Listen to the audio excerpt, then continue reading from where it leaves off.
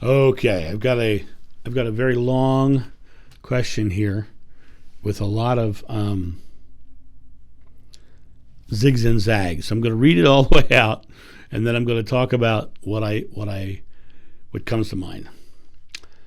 In your regression, were you aware of yourself having this experience as it was happening? The answer to that is it's a strange answer.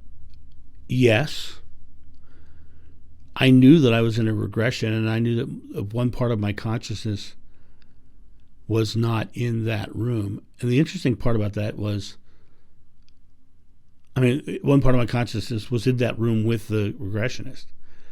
The interesting thing was, it was like hearing a converse. It was, you know how sometimes you'll be, hearing a conversation in your head. That's kind of like what it was like when I was hearing this conversation in my head. That was the regressionist's house in her office, in her house. But all of the other senses, all of the physical senses, the smells, the taste, the heat, was all on the beach with Jeshua. So I was having the physical experience of being there with an open conversation in my head, if that answers that question. Okay. If everything is happening at once and still happening, would Jeshua be aware of the regression? I do believe everything is happening all at once, and I believe time is linear time is a construct of man.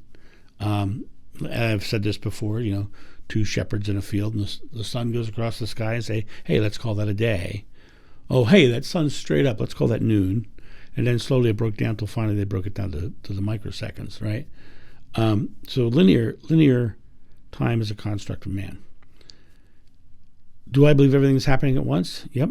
Do I believe that God is one? Yep. Do I believe Jeshua is one with that same one? Yep. Do I believe that we are part of that one? Yep. So do I believe Jeshua would be aware of it? Absolutely. Because I was having a full-blown experience, and he's part of the one, and he is more aware of the one than I am. And so absolutely 100%, I believe that he was aware. And what's really interesting is in the regression, when I first saw him, he looked at me like he knew me. I'd never met the man. He looked at me like he knew me, and he smiled, and he walked over to me like recognizing an old friend.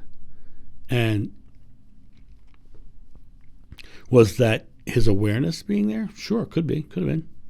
Was it just how he looked at everybody? Sure, could have been. But it was definitely, I definitely believe that he was aware. And like I said before in my other videos, I snapped a picture of a church in Norway and his face showed up. So I believe he's around, right? See, I have a lot racing through my head right now. So I am typing as soon as something comes to me. And you will probably notice me bouncing around a lot. So your patience and insight is appreciated. Well, I appreciate your questions, and I appreciate even more so your excitement and your exploration of thought, because I think that's huge, and I think it's what we all need to do is we need to bounce into our own head and find and go down those rabbit holes and find what we believe and what we find to be true. And I think that's the way you do it, is to have your thoughts bounce around and to listen to things and follow those rabbit holes. It is so painful listening to you at the crucifixion. Me too. Me too. Before and once you are under, how did you know where you would end up? I did not know where I was going to end up. Very interestingly enough, the way the regression worked was, I knew about the past life. Now, I could have shown up anywhere in that life. I could have shown up at the crucifixion. I could have shown up, as a 10-year-old boy. I could have shown up anywhere. And I showed up on a beach. Now, I showed up on a beach on a very impactful day.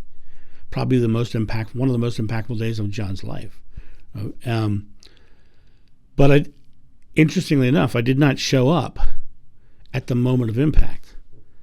I showed up doing a menial task fixing nets, right? So I think that when you get regressed, you go to that past life, and it's going to go to energetic points that are important. And for me, prior to that moment in Johannes ben Zebedee's life, Johannes ben Zebedee cared about only Jeshua by the end of his life. That's all he Jeshua and the teachings. That's all he cared about. And that moment of meeting Jeshua on that beach was a hugely impactful moment. So what happens in the regression is they hypnotize you, they get you down into a state, and then they raise you up. They raise your consciousness up, and you don't feel your body anymore. You don't feel the room you're in anymore. So you raise yourself up, and then they bring you up. And the way she did it was she brought me up like riding on a cloud, rising up. And then she slowly brought the cloud back down, and as she brought the cloud back down, I came into awareness of being somewhere else. And so I had no clue where I was going to end up. I had no clue. Now, of course, I did go into that after 19 psychics had told me that, but I was being very skeptical. I said, whatever. I need proof for myself, because I don't want to buy into psychics. I don't want to buy into that. And so I was a skeptic going in, and I was a skeptic after too, by the way. I don't know if I've ever shared that. I was a skeptic after, and where I really developed my faith was researching things that were in the regression, like the shape of the boats and the one feature of the boats on the front, which I found out later was for pulling nets. The outfit I was wearing did not match at all what I thought I was going to be wearing, because, apostles wear robes, right? That's what we knew. I was wearing something that I discovered later was known as a fisher's coat, and it's actually referenced in the Bible once, but it's basically a Galilean one-piece bathing suit, just to cover you up, but not have robes draw, all around you to suck you under the water when you go in. So it really was, for me, it was a process of when I ended up there, still not believing it, still being skeptical. I went through an amazingly emotional experience there. And then I came out of it, I was like, my rational mind said, what was that, And over time, I really came to, I really came to understand that it was true, and the things that I was experiencing did happen. And the validations that I was able to do after the fact were able to then say, okay, not only do I feel this happen, but I have validated things that I saw that I had no knowledge of. So that's why that happened that way. So then the last question you asked, when you have a regression, do you have to have a person, time, and place in mind? No. In fact, you should have nothing like that in mind. You should go in there with, in fact, one of the reasons why people often question my regression is because of the 19 psychics, because I had a person in place, right? And it's actually better if you don't. It's actually much better if you have nothing in mind, because you'll raise up and you'll drop down into that space. The reason I was so skeptical is because 19 psychics had told me, right? I was very skeptical about it.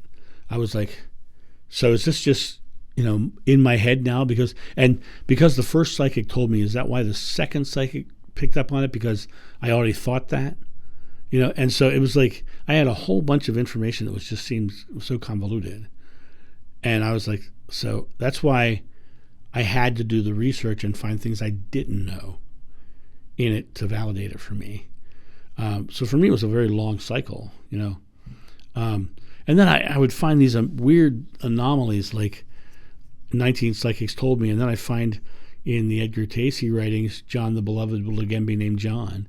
And so I started finding validations in a way in all kinds of places. Paul Solomon's writings, I found that in there too. I just keep finding more and more. And I'm even finding evidence of the life before this one, which I'll talk about at some point. I'm sure I've already talked about it once, but the idea of, do you have to have a person, place in mind? If you are getting regressed, I highly suggest that you don't.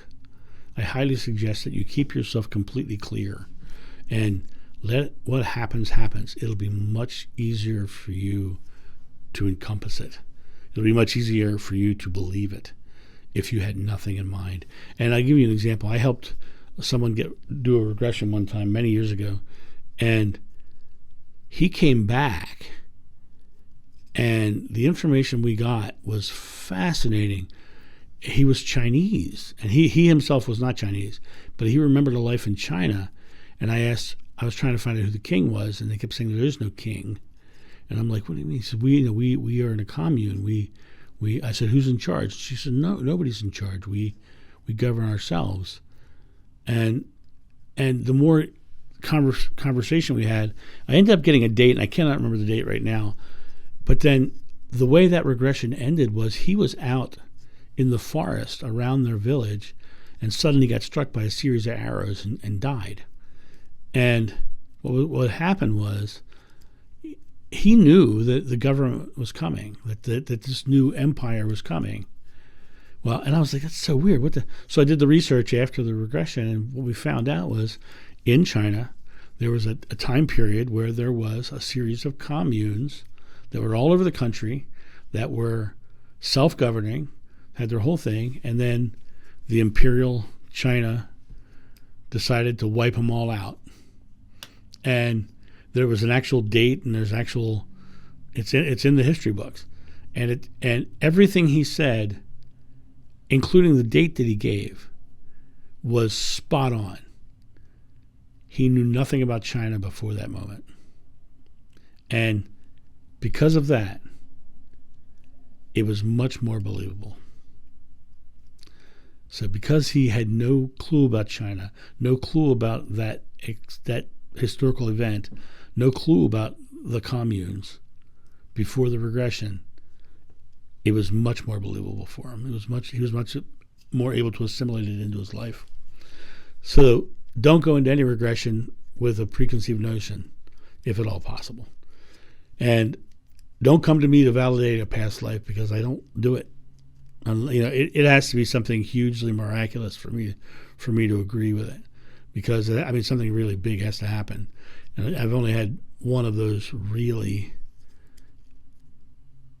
maybe two in 20 years. So,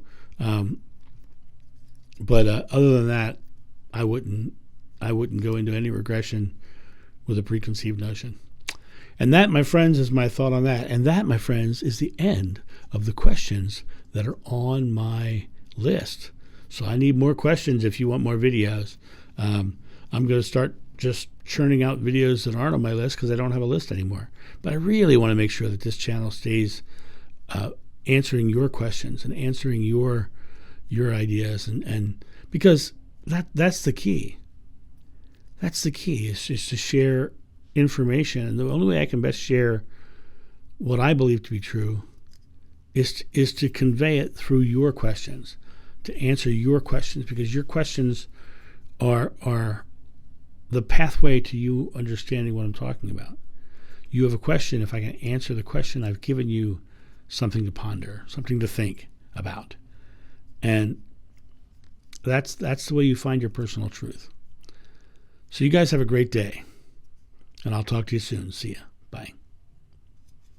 Thank you, my friends, for watching this video. If you enjoyed it, please make sure that you've subscribed and you like it, you share it, but also comment below it. Let's get this community talking about these topics and spreading this information out far and wide so we can change the world for the better. Thank you.